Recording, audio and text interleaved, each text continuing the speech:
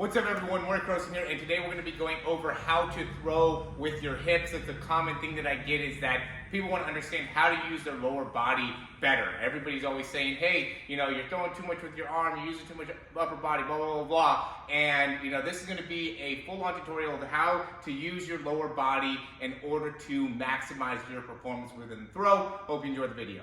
So first big thing with actually, throwing with your lower body, and the biggest mistake that ends up happening is it's a sequence type thing, right? So it needs to happen where your lower body's creating that push off before your upper body is. So for anybody that goes and immediately opens up their front arm, you're ruining your opportunity to be able to throw the ball with your lower body because you're opening up your front arm. Your front arm needs to be closed as you initiate your push off through the back leg to make it so now your hips can begin to rotate, and once your hips begin to rotate, now that means that you're actually able to push off and utilize your lower body. All right, so that's going to be step number one. Make sure that front shoulder is closed, because if you do any of this other stuff and your front shoulder flies open, it doesn't matter.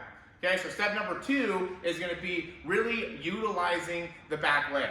Right, and so what has to happen is that as soon as you step, right, because everybody when they're going to go and throw, they're going to lift their foot off of their left leg or their front leg, right? And they're going to put all their weight into their back leg. So when that happens, what you want to do is you want to use the momentum of that step to now push off, right? So it doesn't want to just be a step, right? So I'm not using my left leg to make it so I go from here to here. I want to use my back leg to make it so I go from here to there, okay? So what that'll do is it will get my momentum to start moving towards the target. So step one is to be able to move laterally, right? This is what baseball pitchers do as well as quarterbacks do.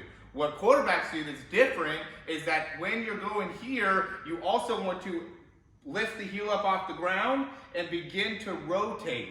Okay, so it's going to be a lateral movement first to make it so we're going here, and then we also want to rotate with the foot and get the hips to start rotating around, so now you can start to feel your glute turn on, right? So as I start to twist like this, you're going to start to feel your hamstrings to start to activate, your glutes start to activate, and then from here, what I'm going to be thinking about staying up top is keeping my front shoulder closed and making it so I'm nice and controlled through, my upper body. So I'm really utilizing all of my force there and maximizing that disassociation, because that's the big thing. In order to throw with your hips, you got to be able to get your hips going before your upper body's going. So how do I do that? I got to be able to push and rotate together, right? I can't go lateral and then try to turn at the end, because then I end up throwing with everything together. I need to be able to get my hips rotating before my upper body rotates. Okay, so that's another big part of the actual throw. Then the last thing that you need to be able to do, and this is going to be better from the back angle, is that as I'm transferring all of my weight forward, I need to rotate and make it so this hip comes all the way through.